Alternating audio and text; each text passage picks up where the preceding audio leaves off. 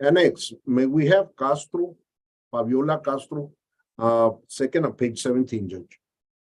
Got it.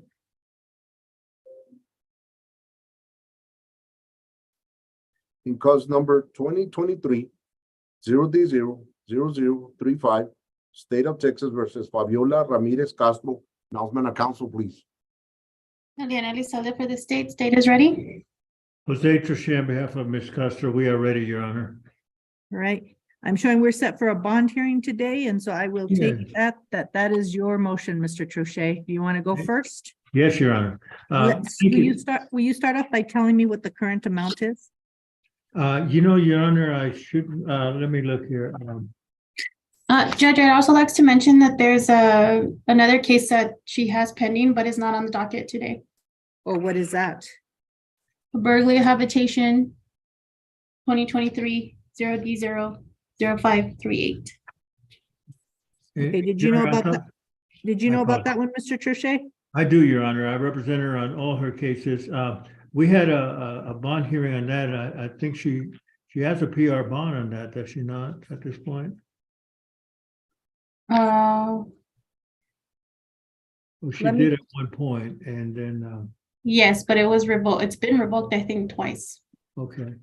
Well, then in that case, Your Honor, we of course we'd like to get a bond on everything. Let me let the court know, Your Honor, that I've spoken to my client at some length, and also to her brother, who is currently has custody of her children. There's no question that my client needs some supervision. The problem we have right now, Judge, is we don't have a setting in this court until almost a month from now. We have a setting coming up on March the 23rd, and my client has been in jail ever since.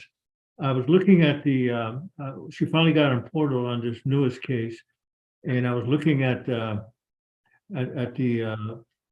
report, and there is at first there was a report that she had thrown a bottle of liquor at the attendant there, and that's what the attendant reported. Later on, they got the video, and it showed that she did not throw the bottle, but then the lady, the attendant, changed her story and said that they took a swing at her head with a bottle of tequila. And that at that point, basically, Your Honor, we believe this is a shoplifting situation gone wrong, but we don't believe, Your Honor, that she poses a threat or anything else like that. What we'd like to do, Your Honor, and I've spoken to my client about this, is that to place her under the mental health protocol, have her report. First of all, we're asking for a PR bond because she has no money. She does have a place to live, and she gave me the address, and I promptly misplaced it somewhere, but she's here, so she'll be able to give us that. And then, Your Honor, that she is to report to the mental health people and start as long as these cases are pending. So that's our request today, Your Honor. Okay, so this is the thing. I still don't know what her bond amount is right now. That's my first question. My second question is, did Miss Elizalde realize that the bond hearing was going to be on both cases? There's only one that made the docket. I'm trying to get is it 2023 or 2022 on the new burglary of a hab, Miss Elizalde? That one's actually older. It predates this one, and it's 2023. And there was a bond hearing order. Well, there was an order denying PR bond on February 7th, 2023. That's correct. For some reason, go ahead. I mean, I'm not sure that I read these correctly, but it says original bond is no bond. That's what I don't think she has a bond on that. Yeah, I'm trying to find it by case information, but let me do by last name. Oh, and there's another problem, Judge, that keeps happening in this case. Her name is Fabiola, And half of the cases are under B for like burro, and the other one are V for Victor. But she tells me that her real name is Fabiola, is with a V with the Victor. Well, I only have one that is technically showing on my docket, and that one has B as in boy. Are you saying she's V as in Victor? That's her correct, and in fact, the setting. I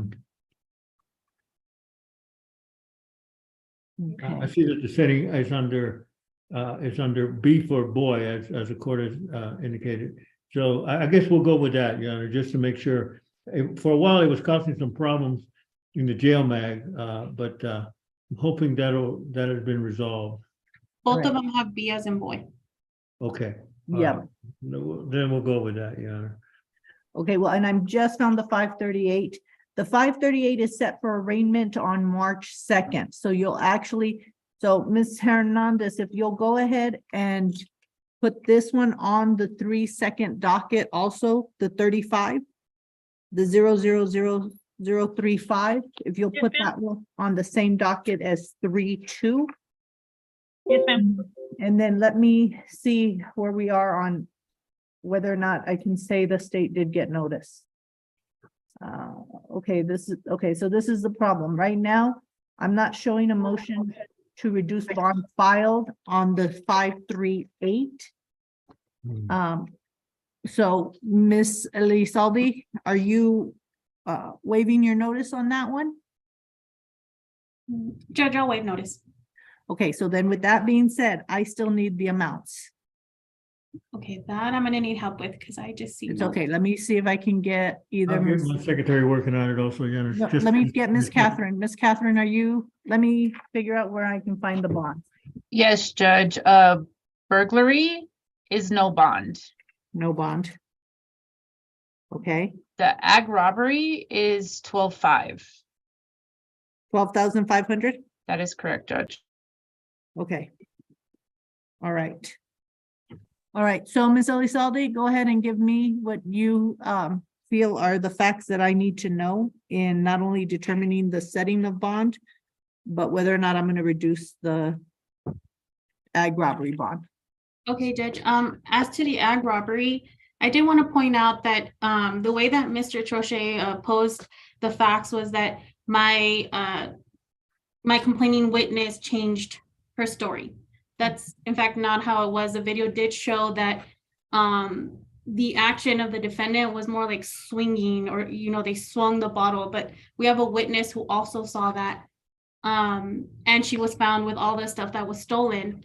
So she picked up this new aggravated robbery. Another thing that I would like the court to keep in mind is she's got a lot, P files. She has a criminal mischief that has been accepted, but it has yet to be filed, a VPL that has been accepted, but yet to be filed, a possession that has been accepted, yet to be filed, and a resisting that hasn't been screened yet. And the other thing I would like for you to know, Judge, is when PR bond was denied on the burglary of habitation, I believe this is why. On the PR bond, a VN was submitted because she picked up a possession in a VPO. And also because she failed to report, and she was placed back on PR bond, and another VN was submitted because she picked up the aggravated robbery 2 days later. I think this particular defendant has demonstrated to this court that they are at flight risk, that they will not show up, that they're not reporting. And so we would oppose reducing the bond on the aggravated robbery, and would ask the court to set a bond on the no bond one that accurately reflects the fact that this individual was not reporting. And the 2 cases before the court are very concerning. I have all the facts in case you have any questions. Okay, so let me have the location as to where the ag robbery occurred with the bottle. Is it a bar or is it a store? A liquor store. Okay, so it was an actual, so my victim is a Worker, an employee of the store. trying to turn, okay, gotcha. Now, what's my story on the burglary of a hab, a little bit, please? Yes, officers dispatched in reference to the burglary of habitation. The CW provided surveillance video showing the defendant damaging a wooden front door and entered his residence. CW is brother. She took water and a Coke The defendant later spotted walking, and officers recognized her from a previous encounter. She stated that she went up to the door and heard noises. She was afraid that something would happen to CW and their mother. They stated someone was doing witchcraft on her. She broke the door to make sure everything was okay. She took a water and Coke, and she demonstrated to officers how she kicked the door. All right. On the ag robbery, is there a PR component at all on the ag robbery?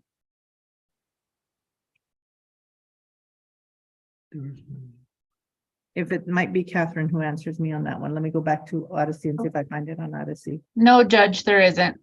Okay.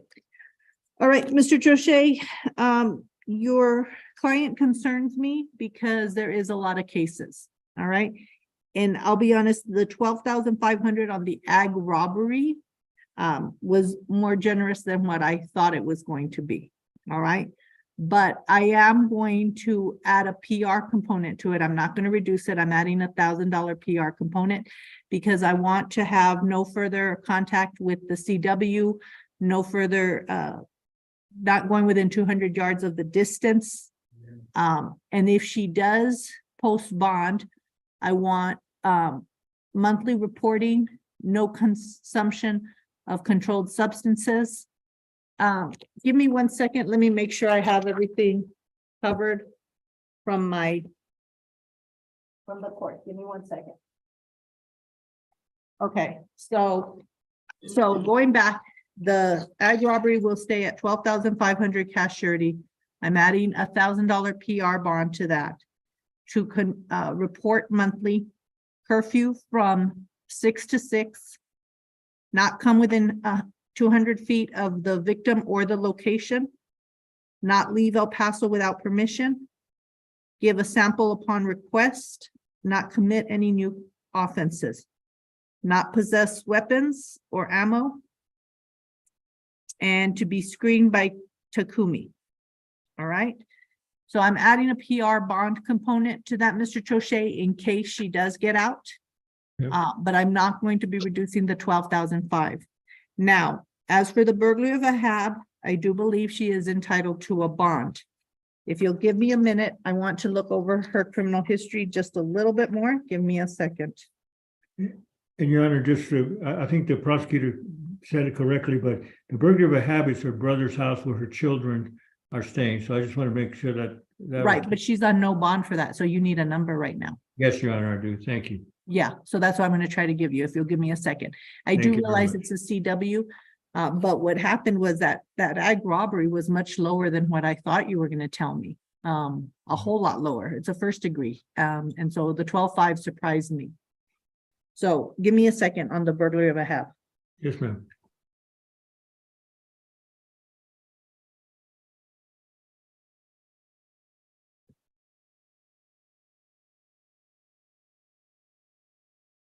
All right, for the bond on the burglary of a hab, I'm gonna go with 25,000 on the burglary of a hab with a 5,000 PR component and the exact duplicate conditions that I stated for the PR bond.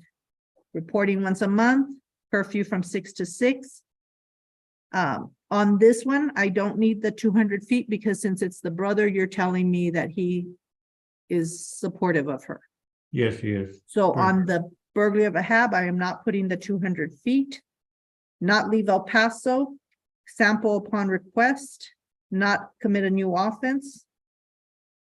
Shall report to PR bond if they move, which will be the same condition added to that other one. I did not say that one before. Not possess weapon or ammo, and to be screened by Takumi. And so that one will be 25,000 and a 5 PR.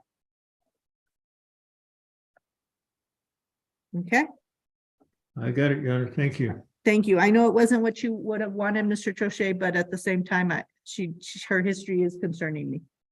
Or her current condition is concerning me. I understand. And I'll go and visit her very soon. I just wanted to do that. Meanwhile, I have moved you up. Both of these should be set on March 2nd. All right, Thank you, Your Honor. Appreciate it. Thank you, Mr. Troche. All right, Mr. Marufo, who's next? We're adjourned on this matter. Thank you, Your Honor. Page 16, Judge. Annex, may we have Acosta, Josue Acosta?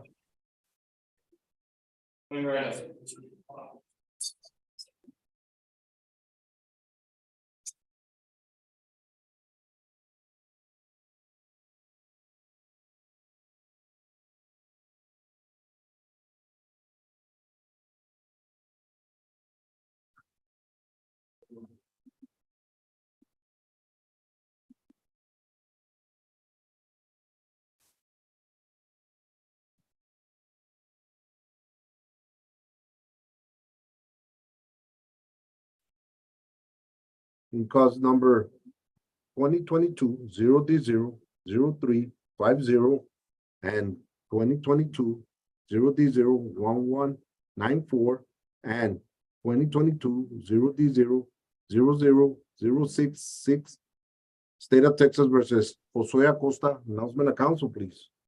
Preston Munson for the stage ready, Your Honor. Christina Montes on behalf of Mr. Acosta, Your Honor, ready to proceed. All right, Ms. Montes, do you see your client on the Zoom camera today? I do, Your Honor. All right, Mr. Acosta, would you please raise your right hand?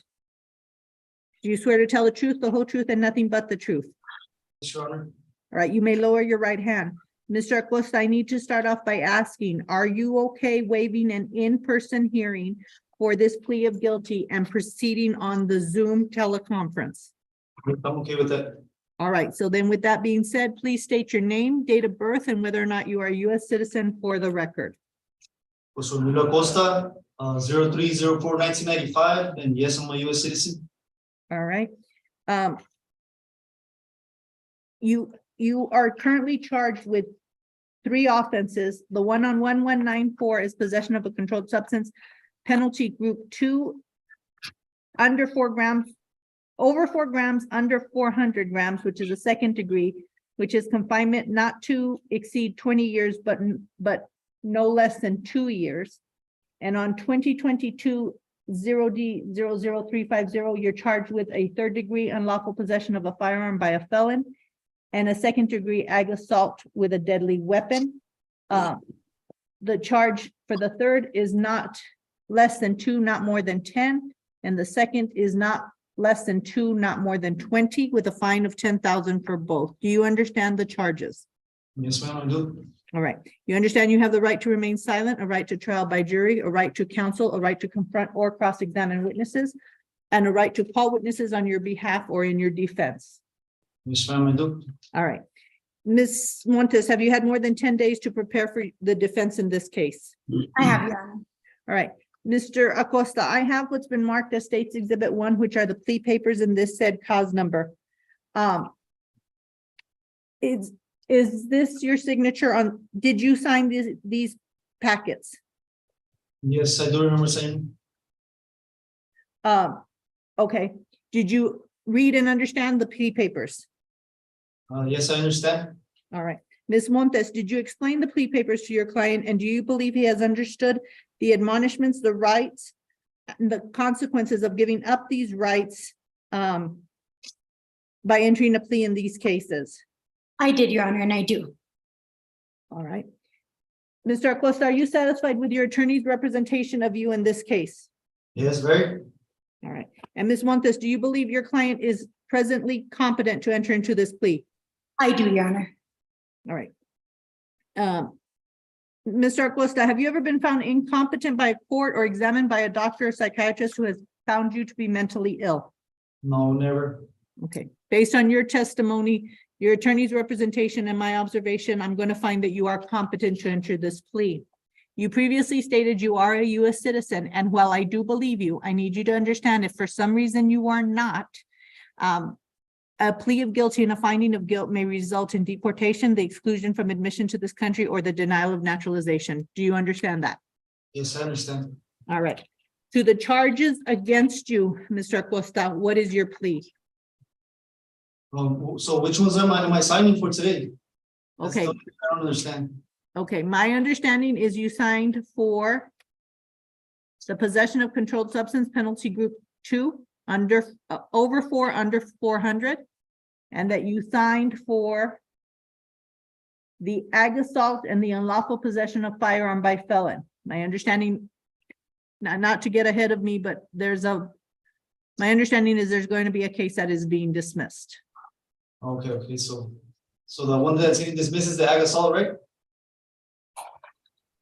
Ms. Montes? Yes, that's correct, Your Honor. No, the one that's being dismissed is the assault, family violence, impeding breath. Yes. Not the ag assault that's being dismissed, The Mr. ag Acosta? assault and the unlawful possession of a firearm is being pled to. Mr. Acosta, did you understand the charges that are before me that you are scheduled to plead to? Well, that's why I'm confused because I thought I was gonna sign for the family violence and I thought the ag assault was gonna get dismissed. Okay. All right. Ms. Montes? Judge, I went over the paperwork with Mr. Acosta, and I just want to make sure that we're all on the same page on the one that is being dismissed. Mr. Munson, just to confirm, can you confirm for me the last digits of the case that's being dismissed? The last digits that are being dismissed is 00066. That's the one I have here. Yes, Judge, and those are the ones that I went over with Mr. Acosta. Obviously, if he's not understanding the one that's getting dismissed and the one he's pleading to, I would need to go over it with him. And again, I don't want him to plead to anything he's not understanding. All right, so let me do this. Let me go ahead and Mr. Marufo, will you go ahead and send them can you send them to a breakout room while they're in the jail? No, because what happens is then it limits my microphone there at the jail, correct? I can put him in a breakout room, Judge, but Then I lose the microphone for the other people on Correct. yeah. correct, if they wanna wait till the end of when we get done with everybody, Judge, I can put Alright. him in a breakout room at that time. Ms. Montes, I can't lose my microphone with the jail. Of course, no, Judge, I have no problem waiting until the pleas are done and then I can do that. All right, let's do that then. Okay, Mr. Acosta, I'm gonna go ahead and have you sit down for right now. I'm gonna proceed with the rest of the docket. And at the end, I'll put you in a breakout room where you can speak with Ms. Montes. I can't put you in a breakout room right now. You'll end up taking up my microphone and my camera, and I need it for the rest of the people there, okay? So Okay. go ahead and have a seat. We're not sending you back. We're gonna try to take care of this today, but I need you to wait, okay? Appreciate you. Thank you. All right, Mr. Marufo, who's next? Top of page 17, Judge. Annex, when we have Bywater, Killian, Yes, Your Honor. Bywater?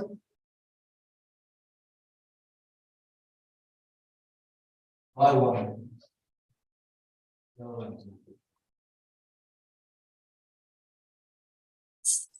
Yellow lines.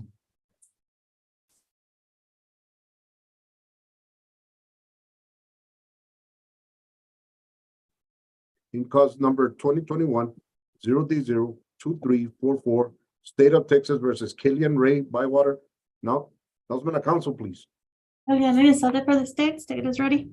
Brock Benjamin on behalf of Miss Bywater, and we filed a continuance several weeks ago, Your Honor, and my only issue there is that I had requested the 17th and the 24th, and I had a federal court set me on that second one, so I just need to amend that in the motion. Okay, so then are you free on the 17th of March then? I am, Your Honor. I'd like to get this tried, and spring break has disappeared. Okay, I mean, I can give you more time, but it's up to you. He's in custody, Your Honor. I'd like to. I know, he's been in custody close to 10 months from what I can tell. Right. Right.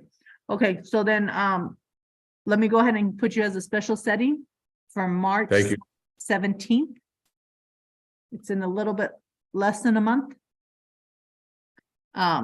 Ms. Elizalde, will you be ready for that special setting? Yes, Judge. I conferred with the CWs before I responded. All right, I think right. she filed an actual notice, Your Honor, but so I think that date works for all of us. okay. So Mr. Benjamin, are you wanting to go forward with the bond hearing or you just needed the setting?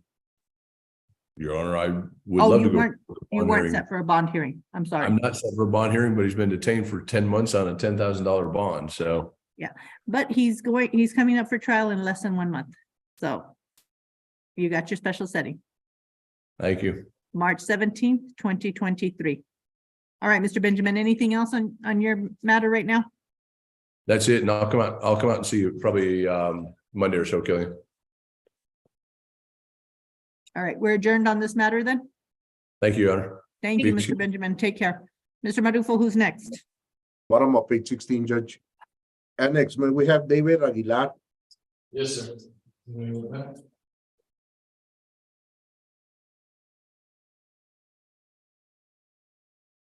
Thank you, Lord David.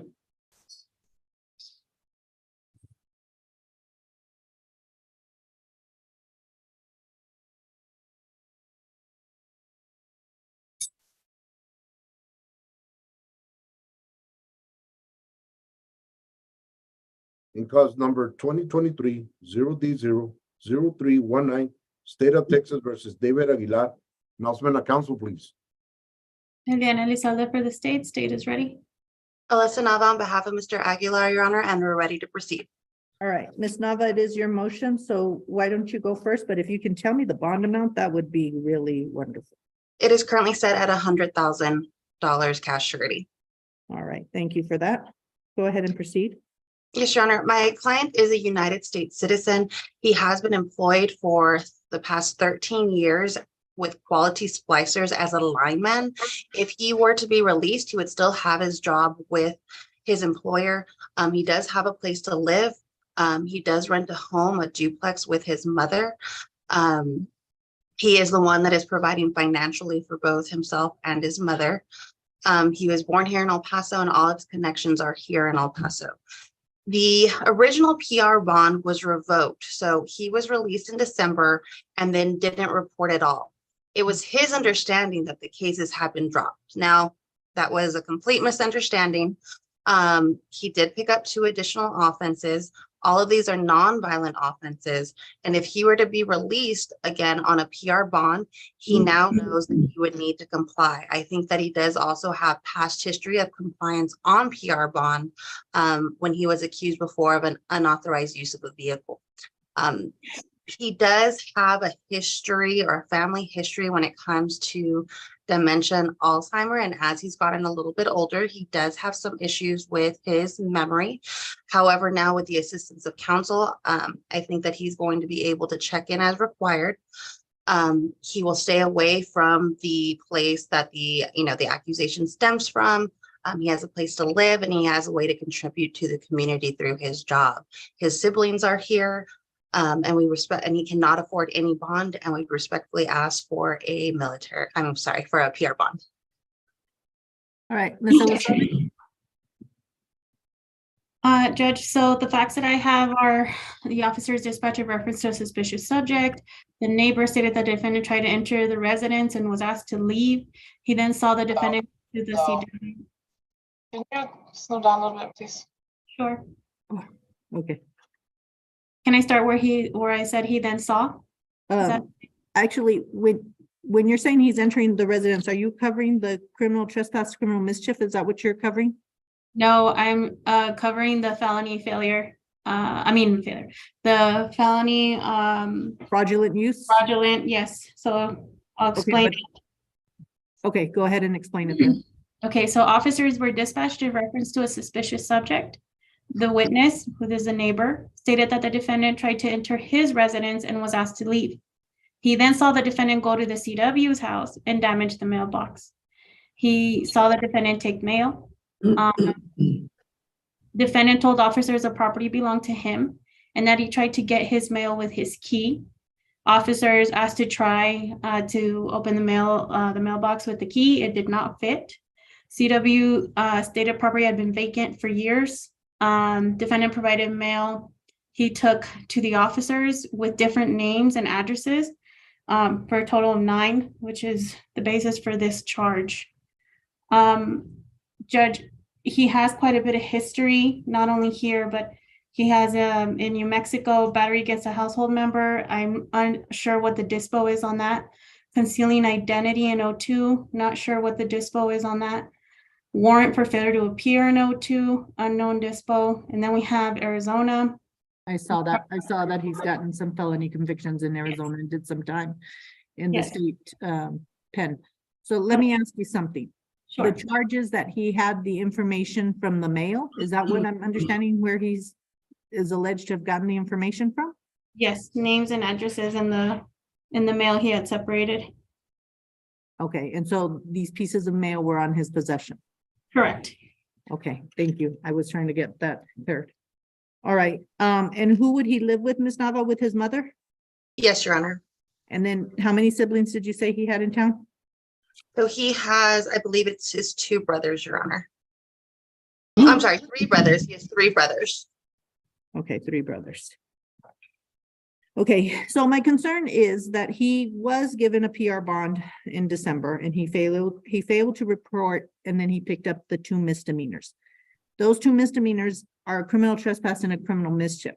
So Ms. Elizalde, you're saying that that criminal trespass and that criminal mischief is not what happened to the mailbox and not what happened on with the neighbor's property? Correct. Those are different allegations. Yes.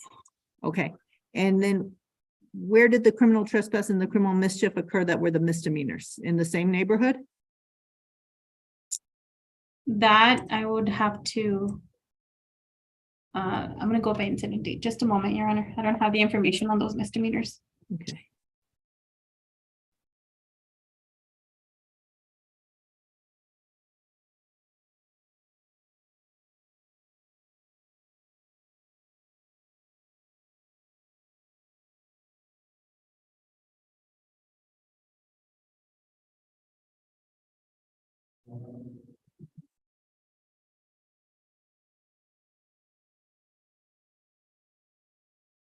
Okay, so the criminal mischief and the criminal trespass were fairly recent. The offense date happened January 23rd of 2023. The fraud, which is the bond, the basis for the bond today is 12/26. So they're not related in time. And then I'm gonna go ahead and look at the addresses.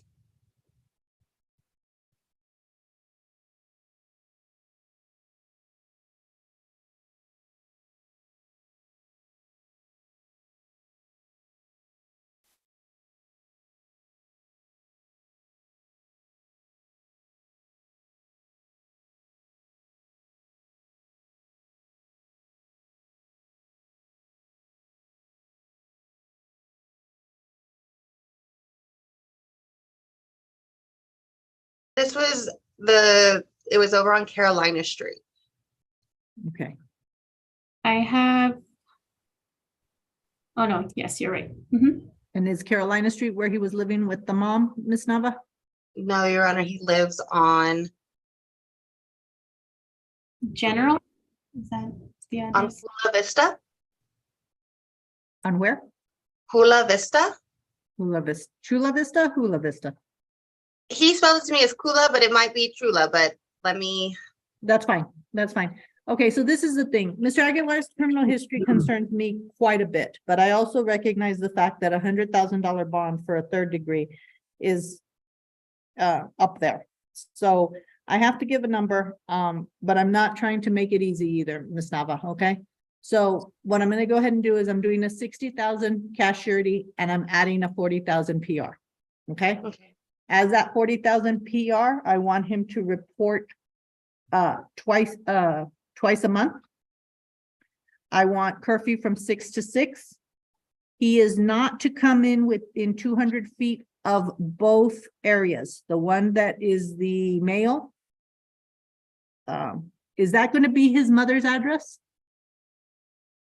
No, neither of them are his home address. Okay, so Ms. Elizalde, if you can go ahead and give Ms. Marisa the two addresses that he needs to stay away from. He must give a sample upon request, must not leave El Paso without permission, must not commit any new offenses, must not move without letting us know, must not possess weapons. And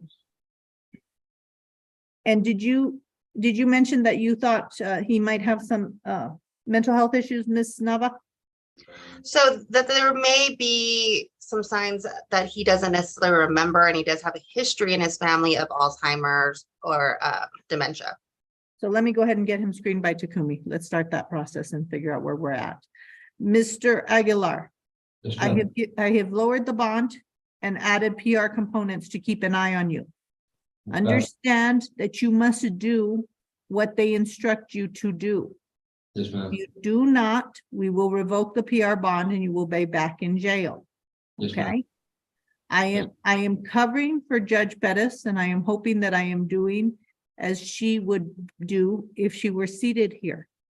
Yes, But it is her that you ignored on that first PR bond in December. Okay? Yes, ma'am. That was my mistake. I understood something else. All right. But I won't. Do not ignore me, and thus do not ignore her through me. Do you Yes, ma'am. understand? Yes, Your Honor, I won't. All right, Mr. Aguilar. If you get out, you will have these conditions and you must abide by them. Okay. All right? All right, Ms. Nava. Thank you. Thank you. you. Judge, the addresses are to Miss Nieto, correct? Yes, to Ms. Nieto to be put on the PR bond. Okay, I'm gonna email those over. Thank you so much, Ms. Elizalde. Mr. Marufo, Ms. Nava, if you're free, if you're done, you're free to go. Oh, she already left. Okay, good. Mr. Marufo, who is next? Page 17, Judge. Okay, And next, may we have Estrada, Seth Estrada. Who?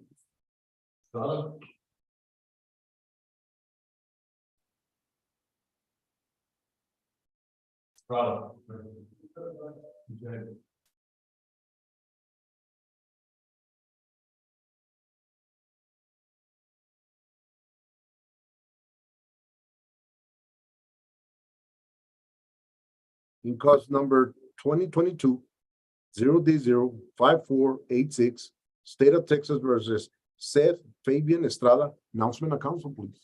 Eliana Elizalde for the state. State is ready. Anthony Gonzalez on behalf of Mr. Estrada. Ready, Judge. all right. Mr. Gonzalez, this is your motion, so I let you go first, but let me ask you, what is the bond amount, please? 15,000, 15,000 Okay, on a 2-count case. okay. All right, go ahead. All right, Judge. Seth was previously living out of town. I think it was Alaska first and then Colorado, where he met a woman. He married her. And then recently she decided that she didn't want him anymore. So she was divorcing him, or is divorcing him. Caused him to get depressed. He came to El Paso and he started to stay with his mom and his sister. And while he was there was an altercation or some issue. The cops were called out. And as a result, we are here today on the assault on a peace officer in possession of a controlled substance. Mom and sister lived at a particular address, and they said, well, we're not going to help you out anymore, Seth. So grandma kind of stepped in. Her name is Julia Estrada. And Julia lives at a separate address than mom and sister, which is 14629 ESCOLER Drive in Horizon City. Seth is unemployed at present. He's been in jail since right around Thanksgiving, 11/24/22. He has no money, and neither does grandma. Judge, the case that on the peace officer has many videos. There's several videos that were taken by the police officers, their body cams and other things. And then, of course, Seth's mother and sister have their own videos. The allegation is that my client took Officer Steve Herrera to the ground by pulling or throwing him to the ground. I've looked at those videos. I don't see any evidence of that. I may see Seth kind of tightening up and not allowing him and the 9 other officers that were trying to put his hands behind his back. I don't think that case is going to work. The possession case is a little bit better for the state. But $15,000, I think, is a bit much. My client, as a result of this divorce he's going through, has been going through a deep depression. And I'm going to ask the court to consider a complete PR bond. All right, Ms. Elizalde? Judge, the state would oppose a PR bond based on the defendant's record and the nature and circumstances of the case as well. A brief summary of the facts. Officers were dispatched in reference to a verbal family violence call. Comments on the call, the defendant acting aggressively, making threats, and high on meth. The defendant took a fighting stance when officers got there. They were able to calm him down and asked if they could pat him down for weapons. The defendant agreed. Officers asked him to put his hands up, and as he was grabbing his left arm, he quickly brushed it away and began to face the officer. He then lunged at the officer and attempted to throw him to the ground. Officer attempted to throw the defendant to the ground. Defendant grabbed onto him and they fell together, causing injuries to his knee. Officer then punched the defendant who continued to resist. Incident to arrest, they found multiple clear small plastic baggies with a crystal-like rock substance that tested positive for meth from a field test. His record, I have a assault on a public servant. So the same charge that in 2013 reduced to a misdemeanor assault bodily injury in 14. An AFV, assault family violence in 2015, a resisting in 2013, and evading with the vehicle that was dismissed in 2018, a criminal mischief in 2018 that was deferred, an assault family violence again in 2018 that was deferred, criminal trespass in 21, and another evading dismissed in 2021. He has out-of-state record, Your Honor. I will caution, this is from the rap sheet. I'm not sure if anything's been updated, but he could possibly be wanted out of Arkansas. I couldn't see for what. The last comment on that was November 7th, 2022. And then he has history in New Mexico for an aggravated first DWI in 2014, unknown dispo. And then he has a DWI in what I believe is Colorado in 2022. I'm not sure if that's pending or not. So given his history, the facts in this case, Judge, we would oppose a PR bond. All right, I'm showing something about him going into federal custody. Did you see that on your criminal history? I did not see that. Okay, I'm showing something. He went into a federal detention center back in when he pled to the resisting in 2015. Does anybody know what that federal detention facility was? I don't, Your Honor. Not at this time, Judge. Right. And I'm seeing the history out of state too.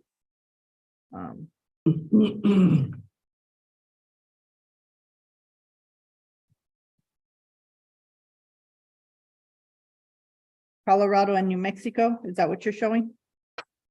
Yes. And Washington? Yep. I actually thought I saw a wanted out of Arkansas. I don't. I'm seeing Washington, Moses Lake Police Department in 2017. That was just a criminal trespass back then. All right, I'm not seeing Arkansas. I'm not. Doesn't mean it's not here. I'm trying to peruse through what the bailiff gave me. Permission to speak, Your Honor. No.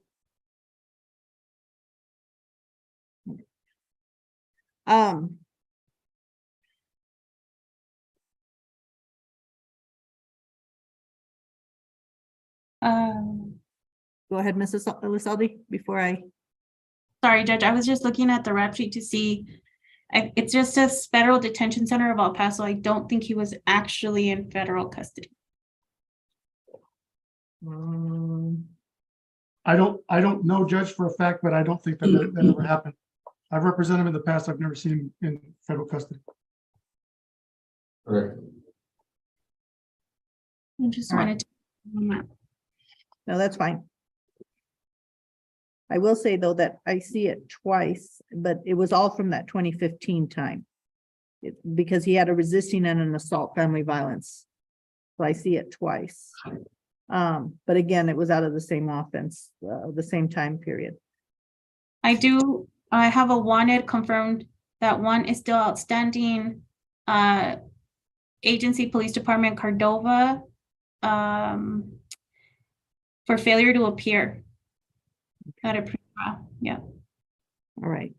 All right, Mr. Gonzalez, I know that you're a zealous advocate for your client. My concern is the 15 was not what I was expecting when he had 2 charges. And so that concerns me.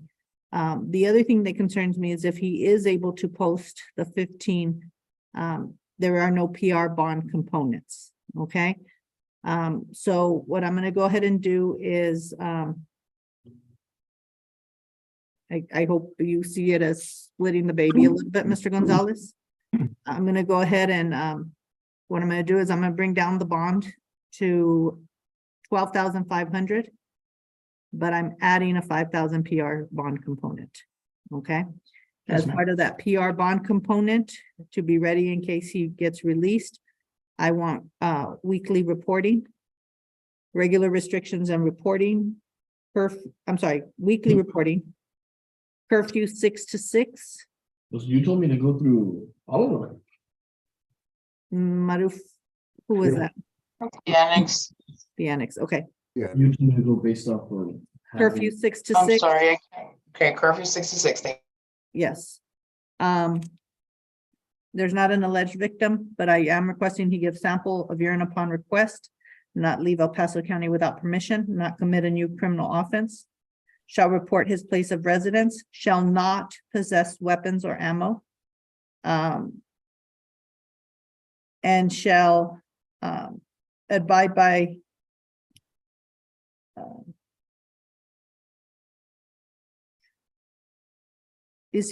none of these he's on probation, correct? Correct, That- Mr. that- Lasalik, he's not on probation for anything right now. He is not. All right. And with that sample, giving a sample, it's also to not use any illegal drug or alcohol. All right. Yes, yes. Mr. Gonzalez, I know that it is not what you wanted, but his criminal history spoke louder than your gracious words. Thank you, Judge. Thank you for your consideration. Appreciate it. Thank you. All right, we are adjourned on this matter. Thank you, Mr. Estrada.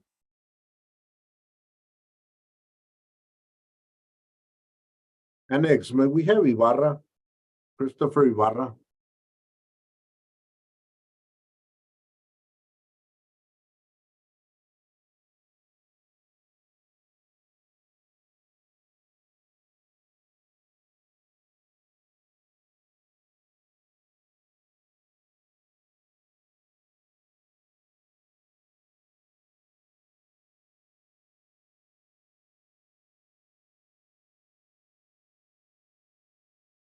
In cause number 2022-0D05215 and 2022-0D05411, State of Texas versus Christopher Noe Ibarra. Announcement of council, please. Eliana Elizalde for the state. State is ready. Good afternoon, Judge Mark Rosales on behalf of Mr. Ibarra. We're also ready. All right, good afternoon. And Mr. Rosales, just for the record, you do see your client on Zoom today. I do, but I'm gonna go off of some information. I had a funeral plan for today that was moved because of Ash Wednesday. So we have not met prior to right now. So I have a lot of information ready to go, but we didn't meet prior to this hearing today. Okay. So it is your motion though. Do you know how It is. much the bond amount is? I do. There's on the case ending in 5215, the aggravated assault. It's $40,000. On the case ending in 5411, smuggling of persons, the bond is 5,000. All right. So what do you know? What do you know anything about Mr. Ibarra? I mean, I can I do. reset you. I can No, reset no. you. No, I can't get reset. Mr. Ibarra's been in custody, I believe, for approximately 39 days. 30, yeah, Yes. about 35 at least, yes. Correct. Okay, go ahead. So he lives in Socorro, Texas. The last address I have for him is 10161 Aldrin Circle. His phone number is 575-590-2726. He'll be residing there.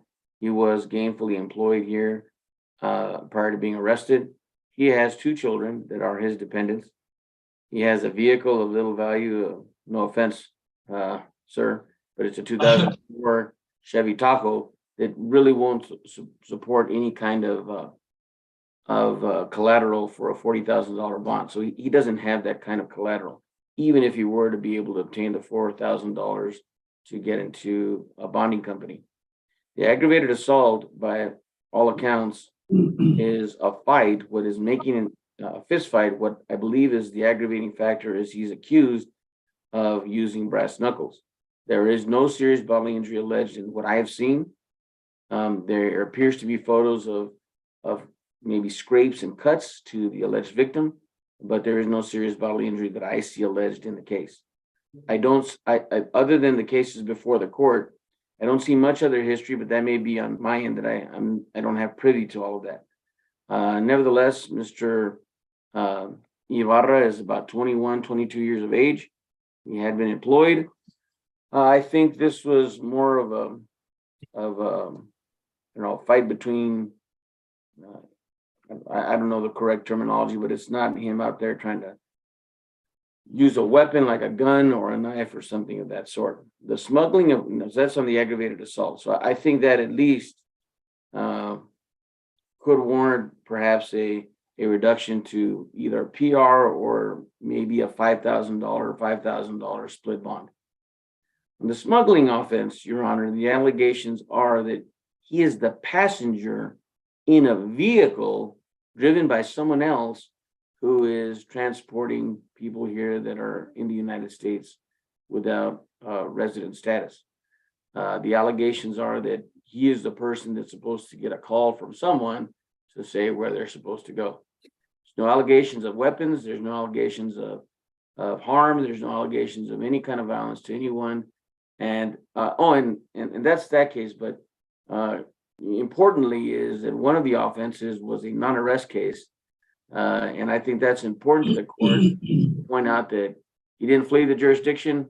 He knew he was being looked into, knew an offense potentially had been committed, didn't flee. When arrested, he was taken in without incident. So he really has nowhere else to go other than here in El Paso. And I don't think he's a flight risk. And for those reasons, we asked for a bond reduction. All right, State? I'm going to go ahead and move forward on the aggravated assault. Mr. Preston is covering the bond hearing as regards to BPU, the smuggling case. I would not surprisingly disagree with the characterization of the incident. Unfortunately, Judge, I think it's important that you know what transpired and what led to this incident. So officers were dispatched in reference to an assault and a stolen cell phone. CW stated he was seeing the defendant's ex-girlfriend. He received a message from her that the defendant was using her phone to talk, and I apologize, to talk shit to him. Received a message asking if she could go to his house. CW said yes and gave a description of a house. The CW saw the defendant driving. I think you might need to slow down. Okay. Yeah, I think, Yeah, okay, give me like one. no problem. We'll resume when Ms. Wright is available. Oh, Yep. okay. All right, she's ready. Go ahead. He then saw him hiding between his neighbor's rock wall and food truck. So he laid in wait for the CW. CW got out of his vehicle because he thought the defendant was going to damage his car. The defendant then rushed at him and assaulted him with brass knuckles. Defendant's friend was also there, and they both began to assault him, both with brass knuckles. The neighbor tried to separate them, but they kept kicking him. Eventually, they ran off. The neighbor lent him his phone. He called his phone. The defendant answered and said, "Come get your phone." So there's nothing about got together to fight. This is not, what is alleged. Also, he has, I think there's something to indicate that there wasn't serious bodily injury. Not that I would have to prove that in this case, but I will say that we've had contact with CW that he has had to get staples. He went to the hospital and had to get staples. It's not alleged SBI. It's alleged deadly weapon. I just wanted to make sure that that was on the record. And then we have a history. He's got juvenile history, including assault bodily injury in 2018 that he pled true, and then assault family violence in 21 that he's dismissed. In addition, he has a BPU case that I'm sure Mr. Munson will speak on, but the rec on that is 2 TDC, which I believe will also make him a flight risk. And so I would ask the court to consider that as well. Your Honor, these facts are extremely concerning.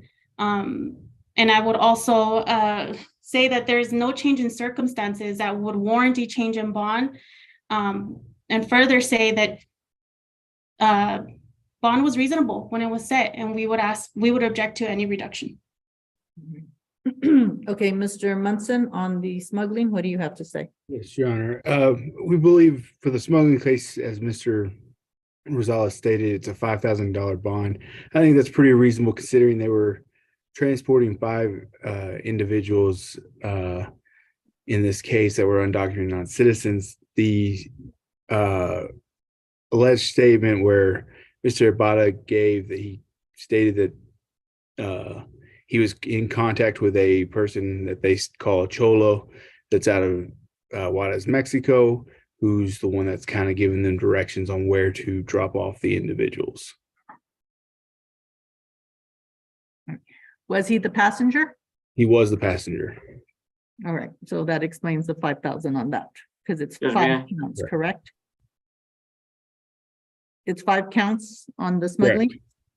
And it's 5,000 total, not 5,000 for each count, correct? Yes, I believe it's 5,000 total. All right, so now I understand that bond. All right. All right, Mr. Rosales, his criminal history does concern me, but I also do realize he's 21. And, but I am not going to a full PR bond. Fair enough. I won't do that. And I'm also probably am not lowering it as much as you would like, okay? But I do recognize that he's on $5,000 PR, I'm sorry, he's on $5,000 bond for 5 counts, but then he's on 40 for 1 count, second degree. All right, Correct, Judge. so what I'm gonna go ahead and do is on the 40,000, I'm going to lower that to 25,000 cash and 15 PR, okay? As part of those PR components, I want weekly reporting, curfew from 6 to 6, samples and not using illegal drugs or alcohol, not leaving El Paso without permission, not committing a new criminal offense. Shall report place of residence to PR and not move, shall not possess weapons or ammo. And that is it on the bond for the ag assault. On the 5,000 for the smuggling, Mr. Rosales, I'm not going to touch that one. Okay, it's barely 1,000 per person. Okay.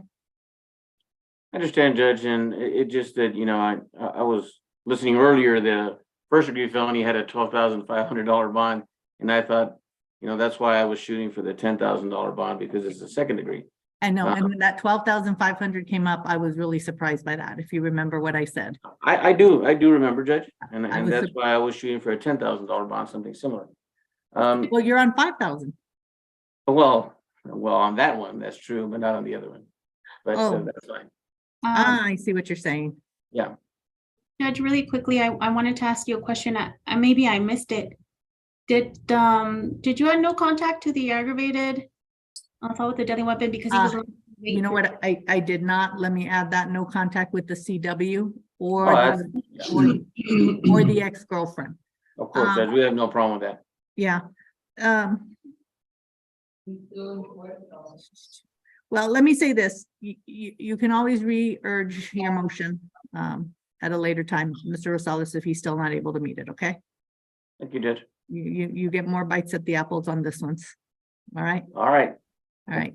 Thank you very much. Thank you, Mr. Rosales. Yes, we are adjourned on this matter. Okay. All right. Staying on page 18, Judge. And next, we have Marquez, Ruben Marquez. Yes, sir, coming right up. Ruben Marcos.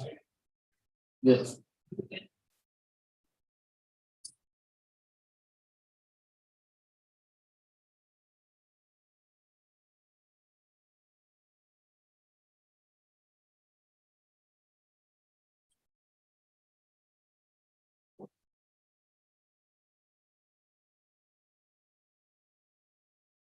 In cause number 2022-0D0-1055, State of Texas versus Ruben Marquez Jr. Announcement of council, please. Eliana Elizalde for the state. State is ready. And Daniel Avalar for Ruben Marquez. All right. Mr. Avalar, do you see your client on the Zoom today? Yes, ma'am, I do. All right. Mr. Marcus, would you please raise your right hand? Do you swear to tell the truth, the whole truth, and nothing but the truth? Yes, I do. All right, you may lower your hand. Mr. Marcus, are you waiving your right to an in-person hearing, and are you okay proceeding with this hearing through Zoom or teleconference? Yes. All right. With that being said, please state your name, date of birth, and whether or not you are a U.S. citizen. Marcus 3761, born in the United States, El Paso, Texas. All right. Thank you, Mr. Marcus. Let me let Sorry, you. I didn't hear the first name. Did you say the first name? Yes.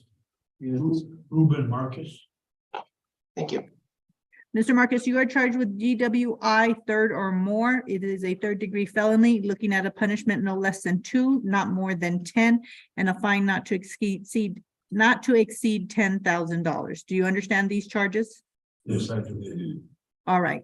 Do you understand that as you stand there, you have the right to remain silent, a right to trial by jury, a right to counsel, a right to confront or cross-examine witnesses, or a right to call witnesses on your behalf or in your defense?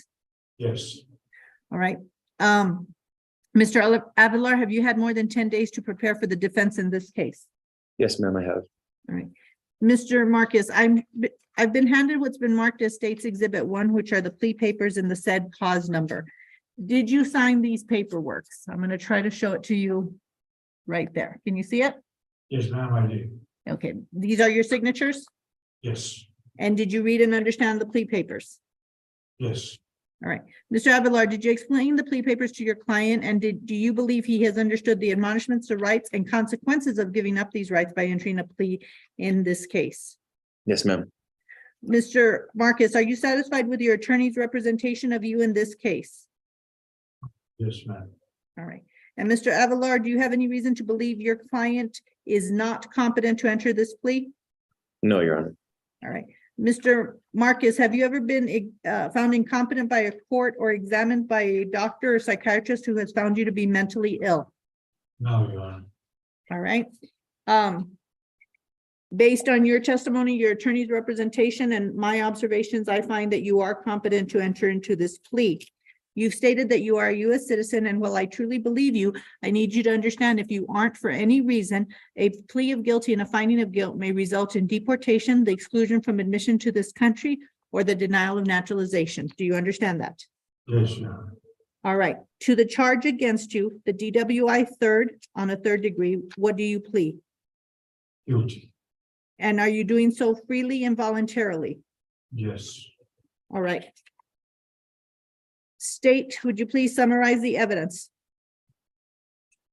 Yes, Your Honor. Had the state proceeded to trial, the state would have been able to prove beyond a reasonable doubt that on or about the 9th day of March, 2022, prior to the presentment of this indictment in the county of El Paso and state of Texas, Ruben Marquez Jr., hereinafter referred to as defendant, did then and there operate a motor vehicle in a public space while the said defendant was intoxicated. And it is further presented in and to said court that prior to the commission of the aforesaid offense, hereinafter styled the primary offense, on the 23rd day of May 1991 in cause number 900C13085 in the County Court 1 of El Paso County, Texas, the defendant was convicted of an offense relating to the operating of a motor vehicle while intoxicated.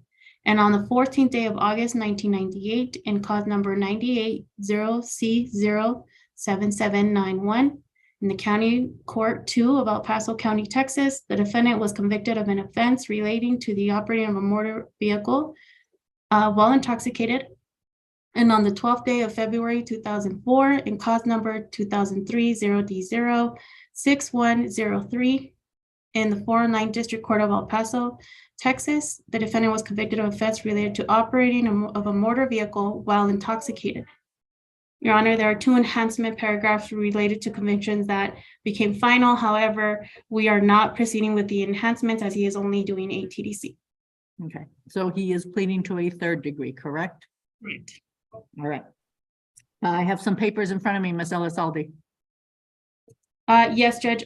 Sorry. First, I would ask that the state's exhibit number 1 and state's exhibit number 2, that being the plea papers and the disclosure form, be introduced into the record. Mr. Avalar? No objection, Your Honor. All right. Is there a plea bargain agreement, Ms. Elizalde? Yes, Your Honor. The state's recommendation is 8 years confinement in the Texas Department of Criminal Justice with no period of community supervision. All right. Mr. Avalar, is this the plea agreement? Yes, ma'am, it is. Have you had a chance to review portal and all documents tendered to you? Yes, ma'am, I have.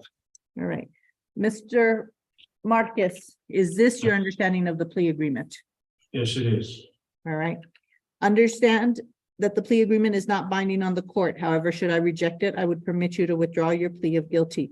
If the court finds the plea, if the court follows the plea agreement, you may not appeal this case except on matters raised by written motion and ruled ruled upon before trial or by permission of the court. These are the appeal rights explained in the trial court's certification of your right to appeal. The original of which was signed by you, your lawyer, and by Judge Perez and by me, and which will be provided to you at a later time. Based on your plea of guilty and the evidence introduced, I will accept your plea and at this time find the evidence substantiates your guilt. I find you guilty of the offense of driving while intoxicated, third or more. I assess your punishment at 8 years in the institutional division of the Texas Department of Criminal Justice.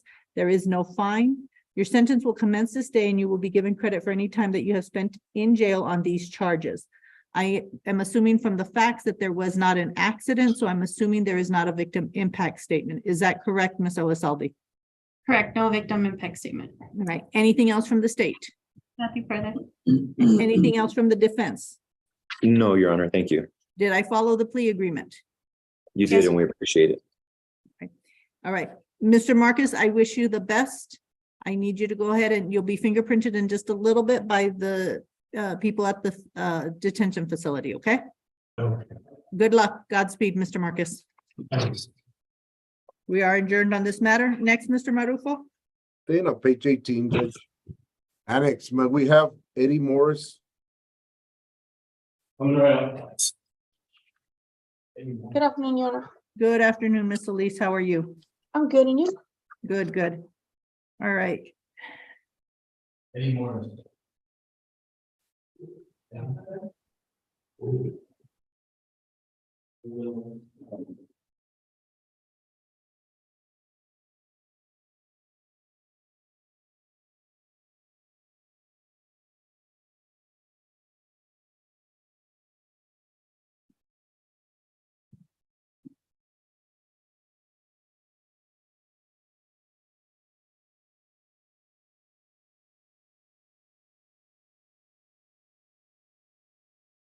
Mr. Marufo, you can call the case.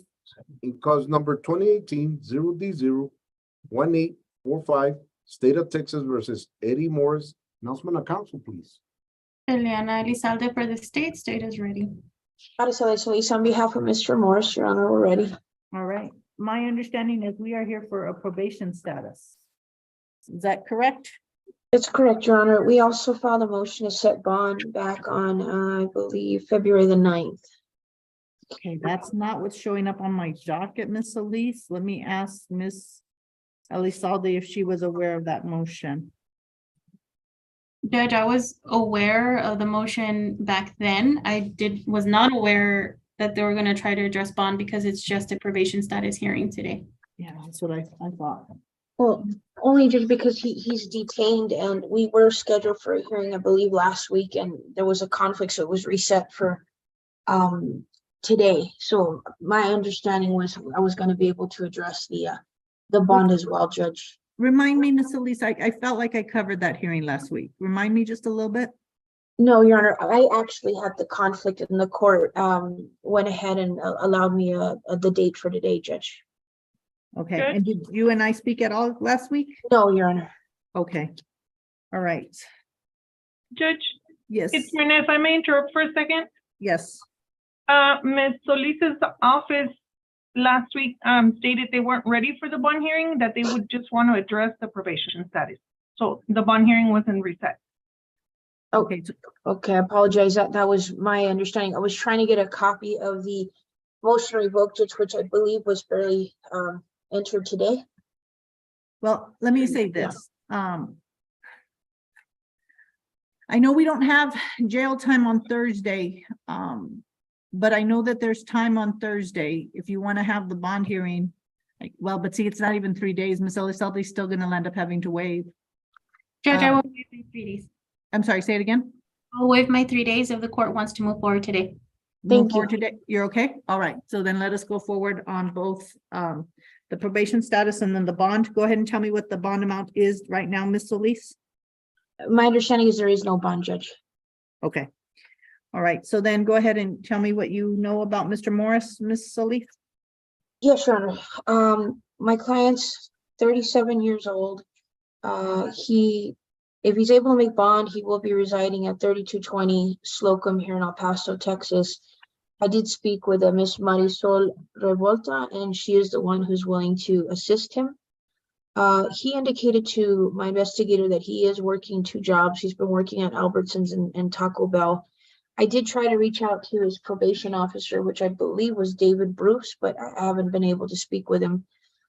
He's been in custody since February the 4th. My understanding is he was placed on 10 years probation back on October the 30th of 2018, Judge. Your Honor, I'm appointed on this case, my client doesn't have a lot of funds for bond. As I mentioned, his friend is willing to help him out. However, only if the court would respectfully request that the court would allow him a PR with a small cash surety component, Judge. All right. He was on probation in 2018 for 10 years.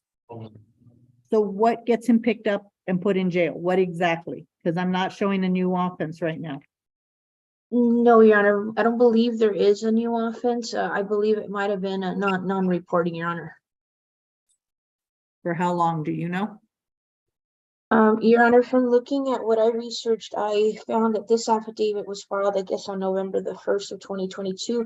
But as I mentioned, I had reached out to Ms. Elizalde to see if we could get some type of probation information. I know she was unable to provide that. So I tried to reach out to Mr. Bruce as well. However, I wasn't able to get any more information as far as what he was lacking in regards to the probation.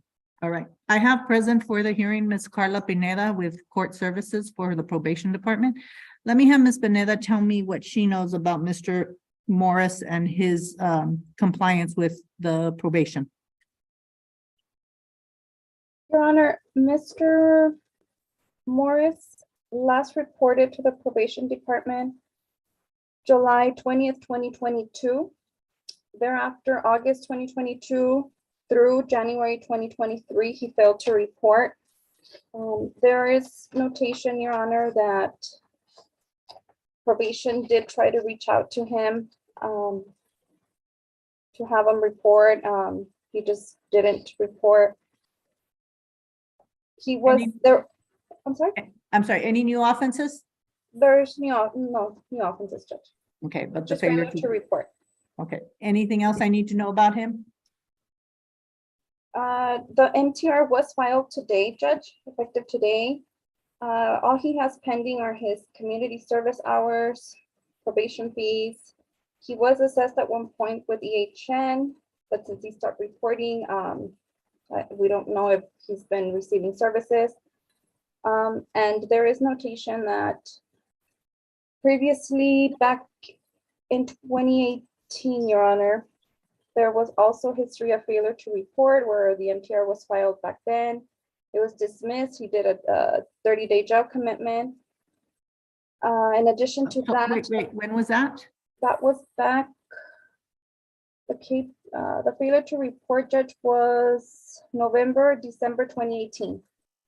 So right after he gets put on probation, he doesn't report. He gets put in jail for 30 days. And then he does well for a few years, but then he stops in July. Well, thereafter, Your Honor, on October 9, 2019, there's also notation that he was rearrested for an assault, family violence at the time. Doesn't work. There was a second MTR filed. It was dismissed, and Mr. Morris was at one point, Judge, January 2020, was transferred to the 384th Competency Court. I'm going to assume that Wait. Hey, I'm sorry. Can you mute the next? It was transferred to 384th. January 2020, he was transferred to the 384th Competency Court. At that point, that's where the MTR at that point was dismissed. Moving on to February 28, 2020, the status hearing was held. The court agreed that he would continue with MHI services. He was referred to HN at that time and started reporting. Since then, that's when Mr. Morris did complete BIP. He paid off his court cost fine. He paid off restitution and reported from February 2020 through July 22. And then that's when we're back to the failure to report from August 2022 through January 2023. Right. All right, Miss Elise, this is an individual who's not been doing well on probation. All right. I understand he has no bond, and so I have to give you some numbers, okay? And so what I'm looking at is I'm looking at a 60,000 cash surety, 10,000 PR. As part of that PR, I want him weekly reporting, curfew 6 to 6. Give a sample upon request and not use any illegal drug or alcohol, not leave El Paso County without permission, not commit any new offenses. Shall report his place of residence to PR and not move, not possess weapons or ammo. And then I'm going to go ahead and just to be safe, since we talked about this a little bit, he shall abide by all medical, psychiatric, and psychological care and treatment as prescribed by OCR/EHN. All right, since that was an issue in the past, I want to go ahead and add that here. Mr. Morris, I gave you a $60,000 cash surety bond and a 10,000 PR. I'm not sure if you're going to be able to make it. If you do, you need to comply with the terms of PR bond. Okay. You do not comply with the terms of PR bond, we will revoke the bond and you will be put back in jail. Okay. I debated about even giving you a bond amount, but the law says that I must, especially when you had a no bond. All right. In the past, you have not fulfilled the terms and conditions of probation well. I need you to change that starting today. All right. Are you in agreement? All right. I'm not having a sound from the annex because they muted, but I'm seeing a shaking of the head. Yes, Your Honor, and then I'll go meet with Mr. Morris so I can explain everything again. All right. Okay. He must report above Yes, sir. all things. He must report. Ms. Pineda, did you have something further? Yes, I apologize for the interruption. On the record, if I may, just if he does meet his PR bond, if we may also remind him that he is to also continue on probation and contact Mr. Bruce as probation officer. That is true. In fact, the last one shall be abide by all terms and conditions of the probation in this clause number, which is 2018 0D01845. Thank you, Ms. Pineda. All right. So everything that you still had to do on probation, you still have to do if you get out on PR bond, okay? Yes. All right. Thank you, Mr. Morris. We're adjourned on this matter. Ms. Solis, thank you for your patience. Thank you, Your Honor. Maybe You're excuse free. me. Yes, you're free to go if you have nothing further. Mr. Thank you, Marco, Ms. who do we Elizalde. have next? Then on page 18, Judge, annex, we have Mejia, Mario Mejia. Yes, sir.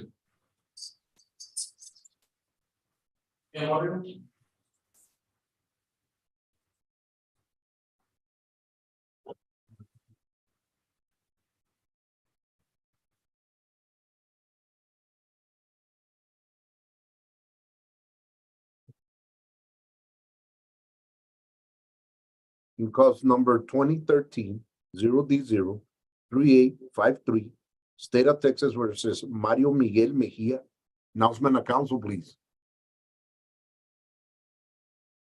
Adriana Elizalde for the state. State is ready. Who's here for defense? Is it Mr. Huffman? Mr. Hoffman, Judge. Good afternoon, Your Honor. I'm sorry, Judge. I was under the impression that Manny Perez subbed in.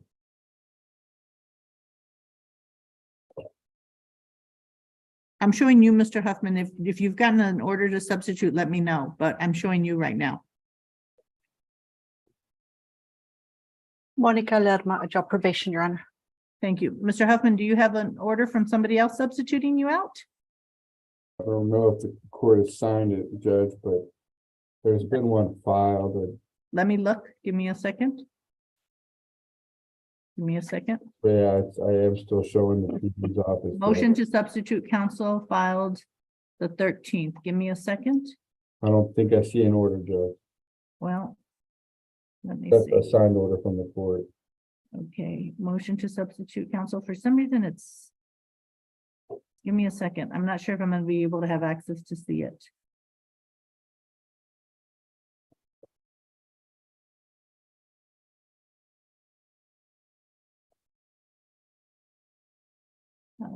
grant permission to withdraw. Mr. Para has been retained. He does not oppose this. Did Mr. Para sign off? Judge, I signed off. You signed off? Mr. Para filed the motion of substitute. Okay, so then let us go ahead and reset this to go ahead and bring in Mr. Para. Okay. Okay, are we sure the contract, well, not the contract, but we're sure Mr. Para is going to be doing this, correct? I'm sure, Judge, if probation is considering letting Mr. Mejia out, I'd rather not delay it and let Mr. Mejia out of jail. No, I mean, he filed. I just want to make sure it was filed as of 2/13. Well, yeah, I'm sure Manny intends to do it, Judge. Okay. Maybe we can call Manny and get him here. Do you want to wait? I'm Oh, gonna be putting in a little bit, I'm gonna be putting Ms. Montes and Mr. Acosta in a break room. Do you want to wait? I could call Mr. Para's office, Judge. Okay, you're gonna call Para? Sure. Or you want Ms. Hernandez to call Para? I can do it, or whichever. Let me have Ms. Hernandez call Para. Okay. Okay, so Mr. Mejia, go ahead and have a seat. We're adjourned for a little bit. Mr. Marufo, where are we next? Can I? Page 19, Judge. Okay. And next, we have Ortega, Nicolas Ortega. Rick, you got this one? Yes, ma'am. Okay. It's gonna take him a while, Marufo. Go ahead and start calling all the cases, please. In cause number 2022-0D04728 and 2022-0D02461 and 2021-0D03088. State of Texas versus Nicolás Salvador Ortega. Announcement of council, please. Eliana Elizalde for the state. State is ready. Rick Huffman on behalf of Mr. Ortega, we are ready, Your Honor. All right, so Mr. Huffman, this is set for a bond hearing. I'm making the assumption it is your motion. Will you please tell me the bond amounts, please? Judge, Mr. Ortega is booked on 3 charges. An evading in a motor vehicle, that bond is $100,000. This is my 450,000 that you didn't understand the math. 40,000 last time. less than $500,000.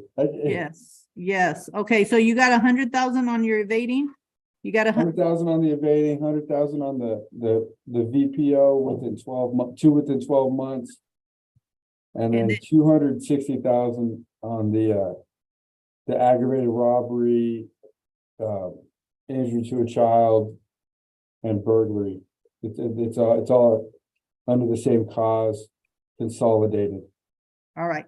So tell me what you know about Mr. Ortega, Mr. Huffman. Sure, Judge. Your Honor, Mr. Ortega is 34. He is a U.S. citizen. He has been living in El Paso since he was 3. Judge, his whole family lives here.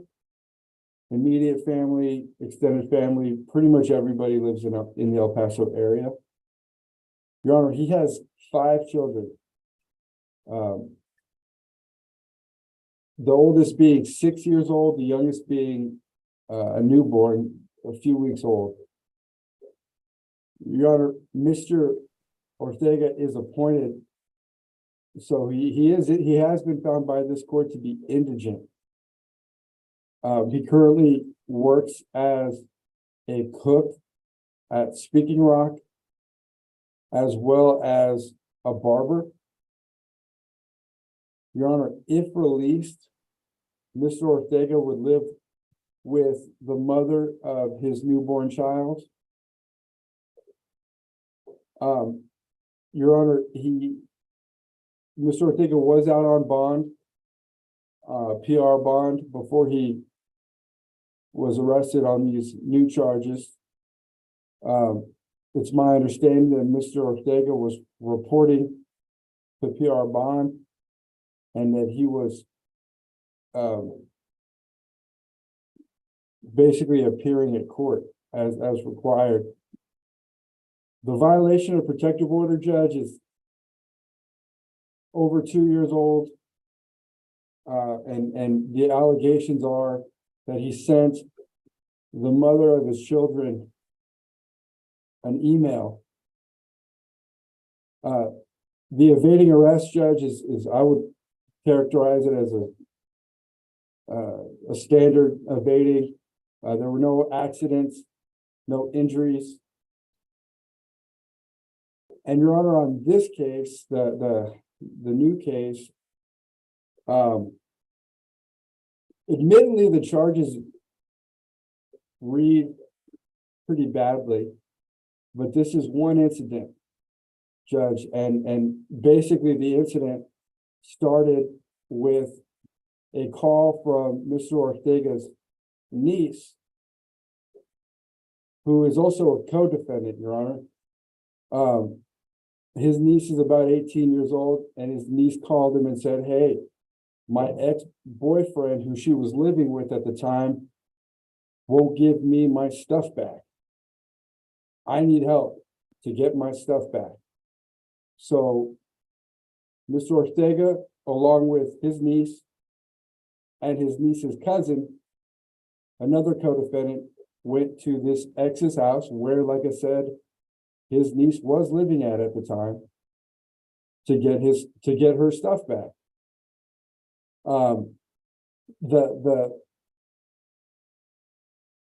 There's I think some confusion about who pulled the gun out. Mr. Ortega has been consistent with me in saying that he didn't know there were any guns involved. The niece's boyfriend called 911, and on the 911 call, he says that the niece's cousin had the gun, the co-defendant Marcus. Also in Marcus's statement, he admits to being the one with the gun. All right. Let me go ahead and hear from Ms. Elizalde. Yes, Judge, thank you. Just a brief description on each, Judge. Stop me if you want me to move on. Now, on the one ending in 461, the defendant was speeding. Officer made contact with the defendant. Defendant had a warrant, refused to get out of the car, and he drove off. While officers were trying to open the door, the defendant jumped over a curb and traveled between sidewalks and entrances of 2 apartment complexes where he was lost. Ultimately, he was found. Now we have pause number ending in 3088. Judge, this is for a continuous VPO violation, and it relates to emails, calling the victim names that I'm just not going to go over here unless the court wants. No, that's fine. My understanding is he was on bond for this one and it was revoked because he picked up the new offenses, correct? Yes. All right. And we have yes, Judge. So go ahead and take me to, I guess what I'm concerned about is where it becomes the ag robbery and the injury to a child. Explain to me those really fast. Okay, so it's actually an injury to an elderly. I apologize for this. So that it's a child or elderly. Officers were dispatched to a subject with a gun. The CW was at home and she saw multiple people outside. CW refused to open the door. Subjects broke down the door. There was 2 males and a female. They entered the home and demanded to know where her grandson was at. Now Marcus and Nicholas, defendant threatened to kill the victim. Both of them did. Defendant displayed the weapon. It is true that the co-defendant tried to take the rap, but from the police reports, at least, it seems that it was Mr. Ortega, or so the victim identified. The defendant pointed the gun at the victim in order to move. The victim feared for her life and thought they would kill her grandson. During the incident, they stole some shoes. So they didn't just go to pick up her stuff. And if I recall correctly, Marcus, the co-defendant admitted that they were going in there with the intent to kill Jesse, but Mr. Marcus, who was making the statements, also said that it was Mr. Ortega who broke down the door. Okay,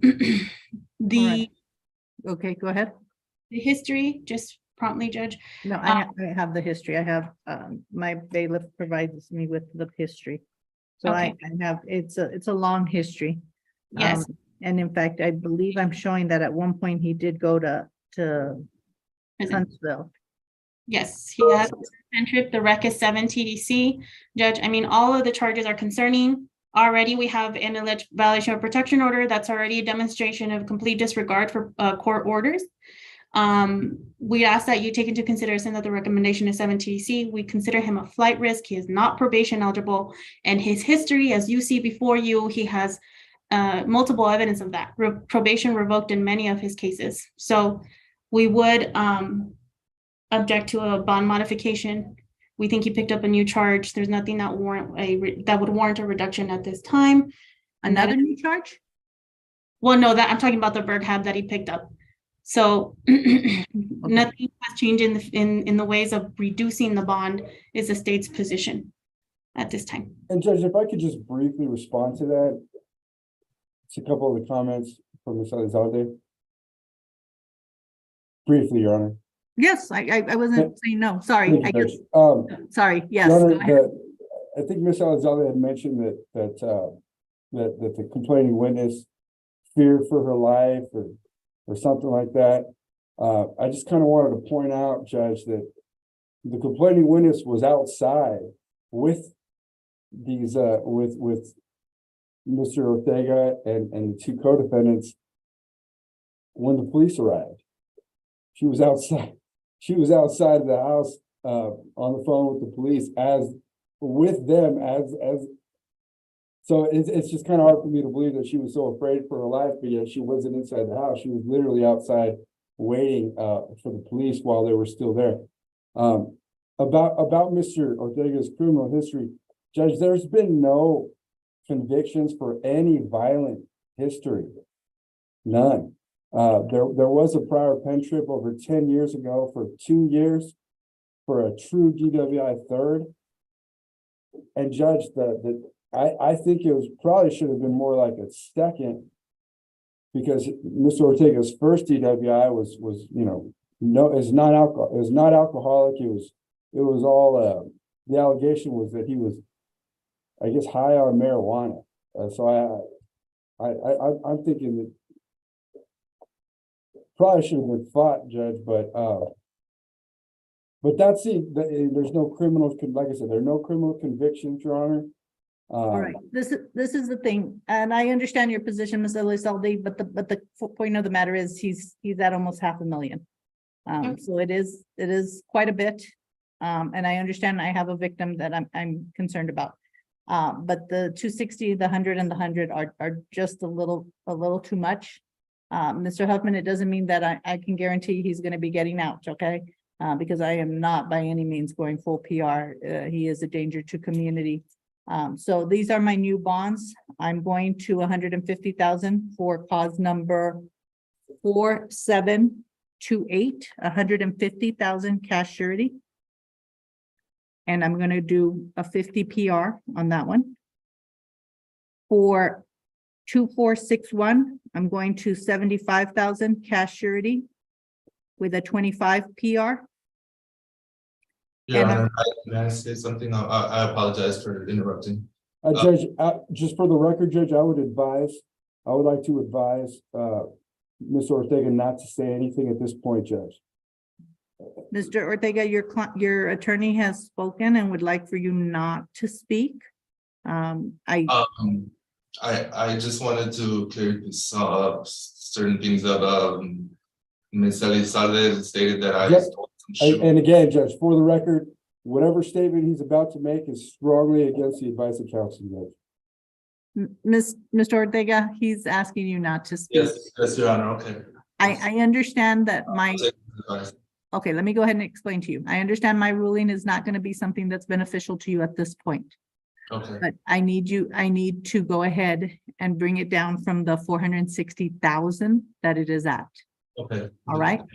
As the case develops, he can re-urge this motion and see if I or Judge Perez will lower it in the future. Okay. But right now you're at 460,000. I'm bringing you down to a total of 300,000. Okay. Yes, Your Honor. All right, I understand it's not what you want, but you and your attorney can speak, okay? Yes, Later ma'am. on in person, okay? So Okay, going back on 3088, that's the 2021, also a 70,000 cash surety, 25,000 PR. All right. So with those PR bonds, I want monthly reporting, curfew 6 to 6, not come within 200 feet of any of the alleged victims, sample of urine, and no consumption of illegal drugs or alcohol, shall not leave without permission, shall not commit any new offenses, shall report the place of residence to PR and shall not move without permission, shall not possess weapons or ammo, and all terms are concurrent. So I brought you down to 300,000, Mr. Huffman. So let's see where you're at. He's been in jail. I'm showing about 3 or 4 months right now, 3-4 months. I'm showing that you are set for trial. I had that a second ago. Anyone who can give me the date is highly welcome to do so. Judge, I'm thinking in June Okay, or July. May? I see a jury trial at 6/16 on 3088. I'm not sure if that's the one. Okay, thank you so much, Ms. Wright. I appreciate you giving me. 6/16/23 is correct. There is a jury trial. And hopefully you all can reach a resolution, okay? All right, Mr. Ortega, keep in touch with your attorney and you can speak to him and tell him your disappointment, okay? But let's not do it on the record, okay? that's fine. All right, good luck, Mr. Ortega. This hearing is adjourned. Mr. Marufo, I feel like I'm behind schedule here. Mr. Parra, let's go real fast to Mr. Mejia. Yes, Your Honor. If the Annex, annex may can we put have Mr. Mejia? Mejia back on. Mr. Parra, we did not know that you were substituting in, is that correct? That is correct, Your Honor. I'm showing that the motion was filed on the 13th, but I wasn't aware that we hadn't had an order signed. Okay, I'll go ahead and sign that order. Ms. Hernandez will bring it to me and I'll go ahead and sign it, but you are taking over for sure, correct? That is correct, Judge. Just meant. All right, we were just set for a probation status today. And so Miss Miss Lerma is here. Miss Lerma is here for probation. And she can go ahead and tell you how he was while he was on probation. Good afternoon. Mario Mejia was placed on probation on June 3rd, 2014 for a period of 10 years, deferred for Yes, the ma'am. offense of sexual assault of a child. His probation will expire June 2nd of 2024. Initially, he was referred to a treatment program on June 7th of 2014. He was subsequently dropped from that particular provider in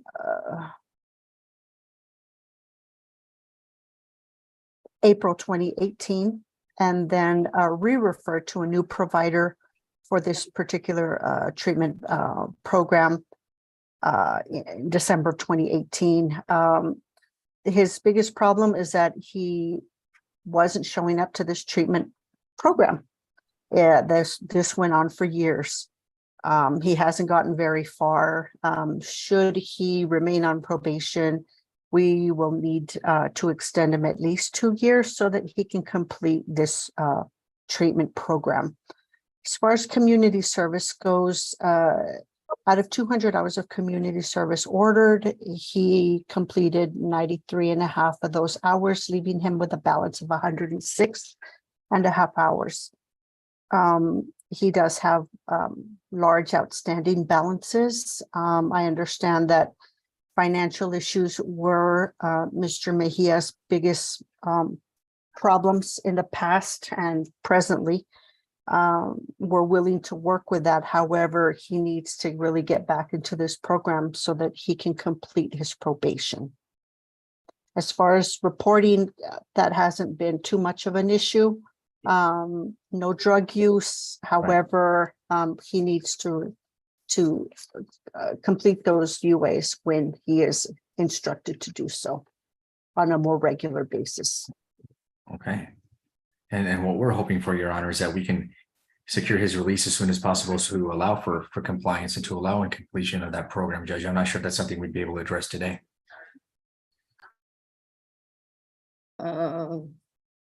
Ms. Elizalde, what's your position really fast?